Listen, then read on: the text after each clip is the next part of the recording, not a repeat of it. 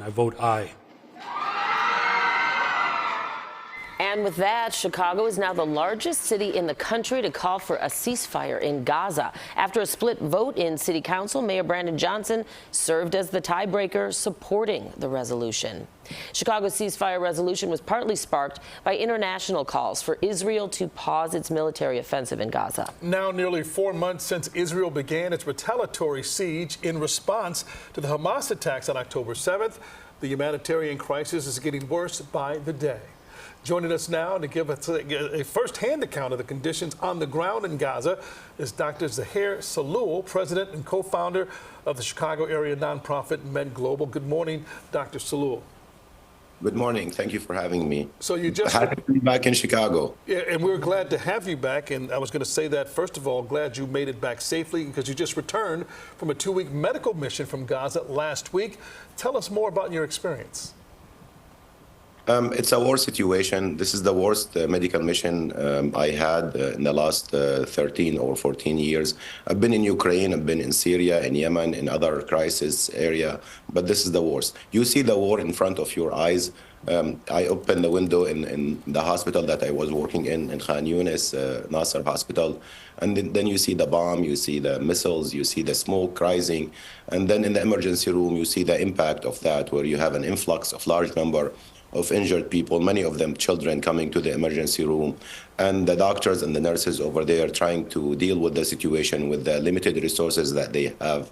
Unfortunately, many of the people who are injured die on arrival, and some of them die next day or day after because there's no surgeons or certain procedures or supplies that are needed to take care of them.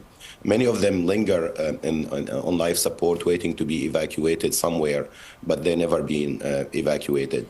So it's a horrible situation. You see the suffering, you see the displacement, you see the desperation among people, and this is terrible situation for the people in Gaza. You touched upon something I want to ask you about, concerns about the humanitarian crisis rapidly growing. And last week, the head of the Red Cross's office in Gaza warned of a complete medical shutdown if urgent action isn't taken. So you mentioned there isn't access to a lot of supplies, et cetera, but can you elaborate on that? What are you seeing as far as the access and availability to medical care, across the board there?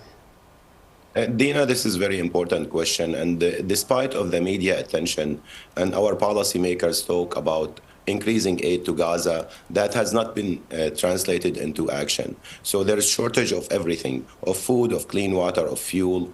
There is blockade of communication, but there's also shortage of insulin for patients who need insulin for diabetes, shortage of seizure medications, shortage of blood pressure medications, certain surgical supplies that are needed to treat fractures. So all of this talk about increasing aid to Gaza has not been translated into reducing the suffering for the people. So people with chronic diseases are dying and have complications because of lack of simple medications that could have been arranged for them. And this is horrible after 3.5 months of war in Gaza.